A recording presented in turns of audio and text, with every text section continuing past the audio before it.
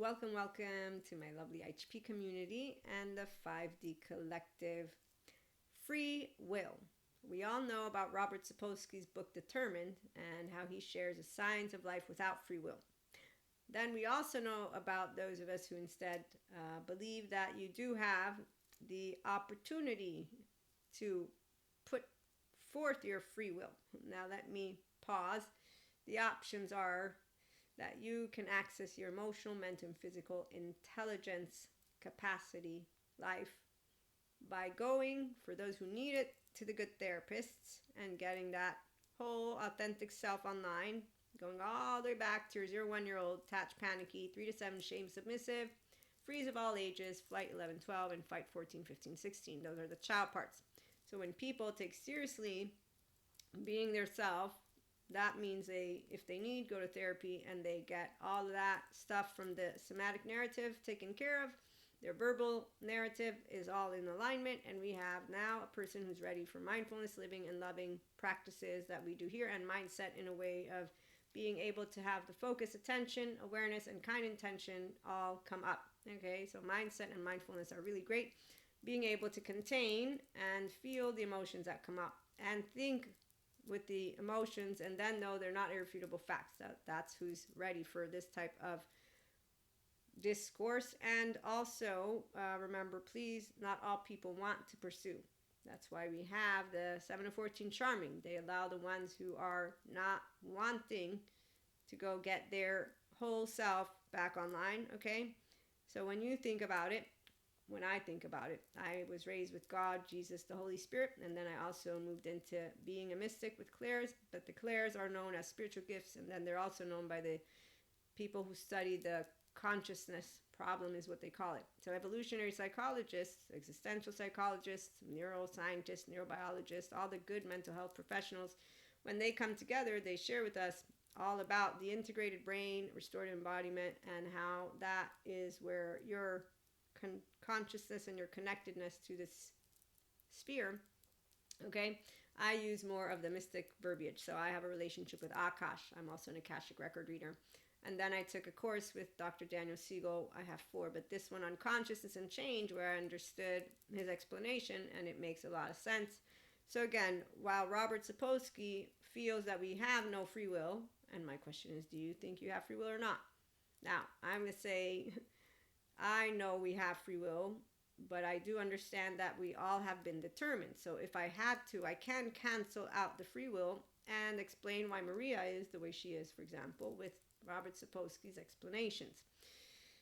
How far you pursue personal development and well-being in this lifetime is your choice at the end of the day. That's the free will that I know you have. And that's why when you are pursuing this, you can only begin pursuing infinite higher human conscious potential life experience when you have all of your child parts sleeping, because otherwise you got sensations, images, affects, meanings, and behaviors that will involve the maladaptive pattern of behaviors from trauma, personality disorders. Who have learned of Dr. Daniel Fox know all about his mindset practices and all of his great content online, and then his therapeutic value as an expert of how to work to adapt, to get adaptive strategies, to disengage completely from all that is maladaptive. So he supports borderline personality, narcissism, sociopathy. I've seen him do a lot of talks on, he does a lot of content to help people in a lot of different areas, and then he has some talks too. We also have the opportunity, again, to harness that humanity and live aliveness and love passionately when you are knowing how to, Pat Ogden, do sensory motor somatic. So again, the somatic narrative is yours only when you own the verbal narrative, and then you own the capacity to know, does my 0 1 year old and 3 to 7 year old have childhood trauma, if you have had childhood developmental trauma. So all these things take an effect. The ones who heal, and then the ones who are already a whole self, we all get to come together. This is where our 5D collective is at, and we harness that which is our mental, emotional, physical intelligence to the optimized version of our embodiment. Whether you come with God or sciences, both are saying the same. You have the opportunity to choose your well-being. Again, that determines, shows why people will be unkind, they're unkind because they didn't begin life with kindness. So their body is, one, familiar with the survival mode, and two, feels safe in the survival mode, which is why the ones who are not going to choose to come down the path of healing their childhood stuff and to move into ventral vagal state, yes, they have the 7 to 14 charming. In fact, when I think about it, with God, you will always know of a creator as benevolent. And this is because, although people want to talk about fallen angel and Lucifer, there's no fallen angel Lucifer. You got a neuroscientist, Patrick McNamara, proving there's no demon that possesses anyone. There's a fear receptor in the brain that goes wonky. And as a mystic, I've seen those planes of the mid-eye, when I'm channeling, when I'm downloading, when I'm doing astral travel, a lot of things that I don't always talk about because it'll be for our mystic community to not bore anyone who doesn't, experience these things. But what I was trying to get to is he, with neuroscience, explains things, and let me grab his book. It's another great book, and that there's no demon that possesses anyone. In fact, it wasn't something that I was surprised about because I told God this around 20. I said, I don't see Lucifer demons. I see human suffering, unkindness, but they're all cowards. And now I have confirmation from people like Patrick Tian, childhood trauma survivor, healing, and a good therapist. The cowards make fun of people who go to therapy. The cowards don't go to therapy, and they continue to behave with their codependent, low self-esteem, indirect communication, passive-aggressive mannerisms. They want to project their unresolved trauma, and they, in fact, again, allow themselves to justify maladaptive patterns of behavior as well as the adaptive child parts of their own self. That is rigid, harsh, unforgiving, and projects their trauma charges all over the place. And they do this by basically controlling a conversation, wanting to be right. If you don't take their side, they make it all about themselves. Excuse me, you're confused in science and spirituality. I have fun with it because I don't need to prove Maria. And also, I just don't want to talk to those who don't have the capacity to be mentally intelligent. The minute you're not emotionally intelligent, you're not going to be physically or mentally intelligent to a person who's open to all subject matter experts, the smart ones and the ones who aren't, but that are still contributing to our overall collective's intelligence. So this is where the cognitive neuroscience of religious experience, decentralizing, and the self. Thank you, Patrick McNamara. And then, like I said, determined, a science of life without free will, Robert M. Sapolsky. That's a really good one. Oh, and 7.5 lessons about the brain, Lisa Feldman Barrett.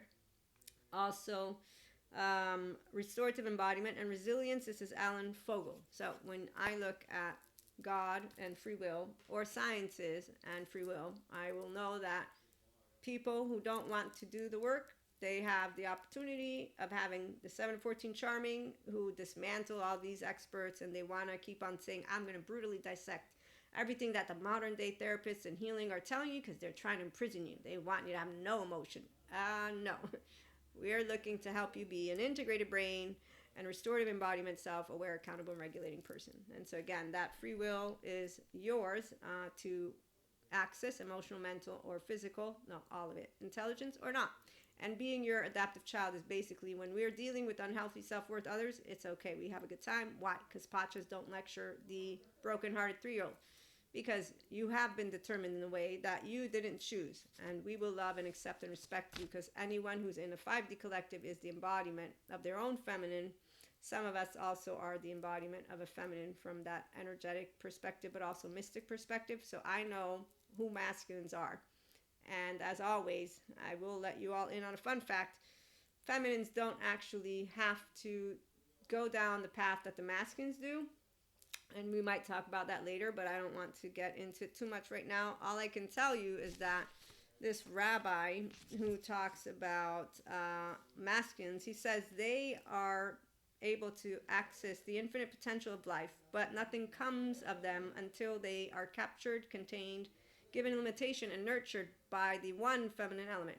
And yes, the masculines, well, let's just put it this way. They prefer distorted feminines, typically, until they then realize how to become their whole self. And we might talk about that one in the next episode. In the meantime, welcome aboard. For all those of you who will be back, please like, share, and subscribe. If you do enjoy mindfulness living and loving and true self-empowered people, send over also those who want to enjoy healthy self-worth relationships. we know how to live aliveness and how to do actual passion for real. So we're going to talk a little bit more about that in our next episode. Again, thank you for stopping by.